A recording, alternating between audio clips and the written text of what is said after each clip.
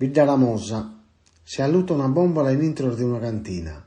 Sos vigiles de suou di Bidda Gresia han triballau parizzu poi stuttare sas fraccas. A sustu e meda timoria in Bidda Ramosa esti scoppià una bombola in intro di una cantina. Sos vigiles de suou di Bidda Gresia sun deppios intervennere a ore 7 di merie in via Vico della Montagna pochi stuttare suou. Si squadra de su pronto intervento in BA e sta arribando a Bidda Ramosa in 2 camion e 7 vigiles per creare di stuttare suou e proporre in sicurezza a tutti a domo e as personas.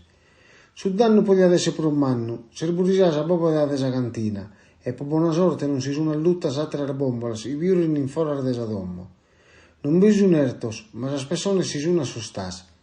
Sos vigiles de suou, appusto il finito su triballo de stuttare sas fracas, han cominciato sos rilevos per poter comprendere poi te successo questo danno.